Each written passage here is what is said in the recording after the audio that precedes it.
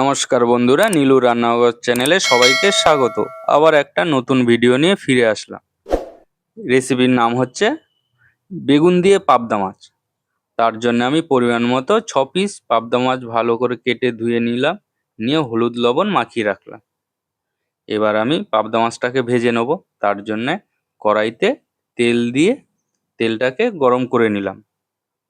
ভালো করে তেলটা গরম হয়ে গেলে এর মধ্যে এবার আমি মাছগুলো এক এক করে ভেজে নেব। একদম কড়া ভাজবো না, এই কারণে যেহেতু পাবদা মাছ, সেই কারণে হালকা মিডিয়াম ফ্রাই করব।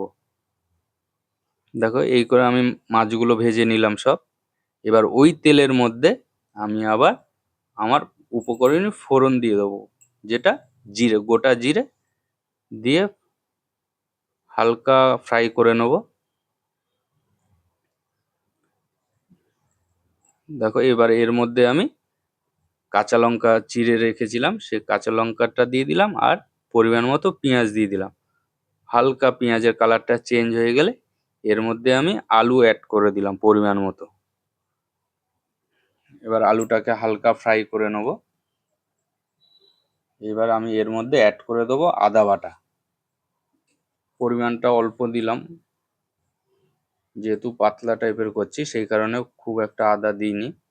দিয়ে এবার আমি এর মধ্যে বেগুনটা অ্যাড করে দেবো। অ্যাড করে দিয়ে আবার একটু ভালো করে ফ্রাই টাইপের করে নেব।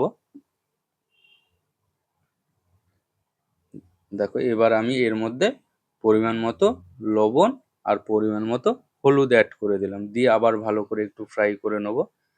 এবার ফ্রাইটা করে ওর মধ্যে হালকা জল দিয়ে, যাতে মশলাটা আলু আর বেগুনের মধ্যে মিক্সড হয়ে যায়, সেইভাবে একটু জল দিয়ে আবার নেড়েচেড়ে ভালো করে কিছুক্ষণের জন্য ঢাকা দিয়ে দেবো।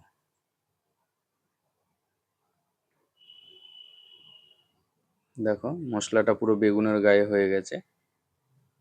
এবার আমি আবার বেগুনটাকে ভালো করে নেড়ে নিচ্ছি। দেখো, বেগুনটা প্রায় হাফ সেদ্ধ হয়ে গেছে। পুরো মশলাটাও একদম আলু আর বেগুনের সাথে মিক্সড হয়ে গেছে। এবার আমি পরিমাণ মতো টমেটো অ্যাড করে দিলাম। তোমরা চাইলে টমেটোটা প্রথমেও দিতে পারো। আমি যেহেতু আলুটা মাঝে মধ্যে গলে না, সেই কারণে টমেটোটাকে লাস্টের দিকে দিয়েছি। দিয়ে দেবো, এবার আমি পরিমাণ মতো জল দিয়ে দেবো, সেদ্ধ হবে।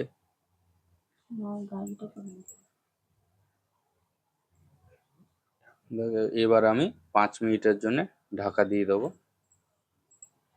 আবার ফিরে আসলাম 5 মিনিট পরে। এবার আমি এর মধ্যে মাছগুলো অ্যাড করে দেবো, ভাজা করে রাখা মাছগুলো অ্যাড করে দেবো।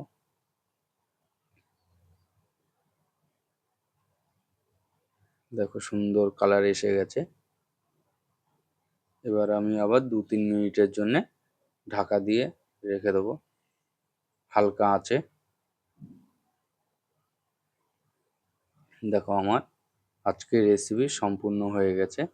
তোমরাও বাড়িতে একবার ট্রাই করতে পারো। আর নামানোর আগে একটু ধনেপাতা ছিটিয়ে দেবে, দিয়ে ঢাকা দিয়ে রেখে দেবে। তোমরা বাড়িতে একবার ট্রাই করো, খুবই ভালো লাগবে। আমি কিন্তু একদম রিচ খাবার করিনি এটা। ভিডিওটি দেখার জন্য সবাইকে ধন্যবাদ।